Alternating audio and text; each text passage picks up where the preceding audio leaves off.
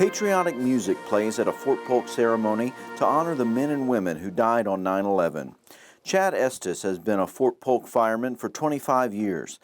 He remembers where he was when he heard that America was attacked on September 11, 2001.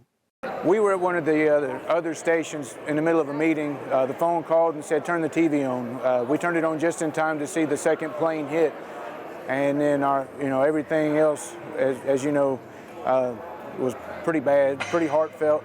I'll never forget coming to work the next day and the amount of security here on Fort Polk like I've never seen before. Brigadier General David W. Gardner delivered the address today.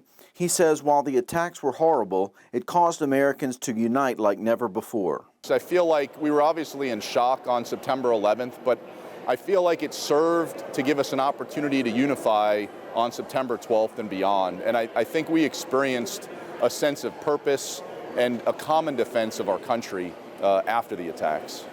America declared a global war on terror after that day, and Gardner says the most important result of that has been that we haven't had a foreign terrorist attack on the U.S. since. I think for the war on terror, for most of us in uniform, I think the important thing is we've kept attacks of that scale away from the homeland, and that's really what we're dedicated to, is protecting this great nation at home and abroad.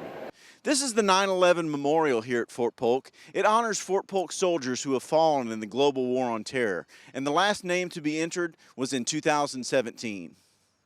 Gardner describes the current state of the war on terror. We're all over the world. We are wherever we see threats that are growing.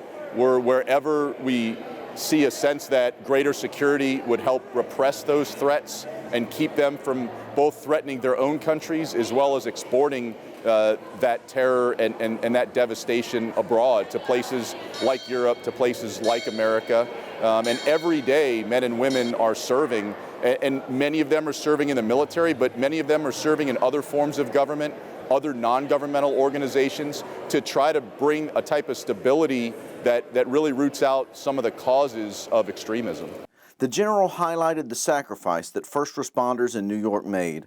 Estes told me what it's like to be a part of that group. We don't think, we just respond. That's what we're here to do. We just go. Wherever we're called, we just go. So that's what those men and women did that morning.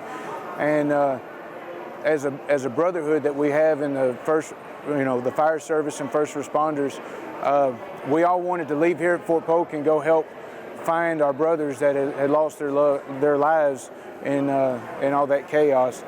Here's how Estes felt after that day. It really made me feel more American. At that time, like I said, we all united under one goal as American. In my 21 years ago, I've never seen that. Reporting at Fort Polk, Joel Massey, ABC 31 News that works for you.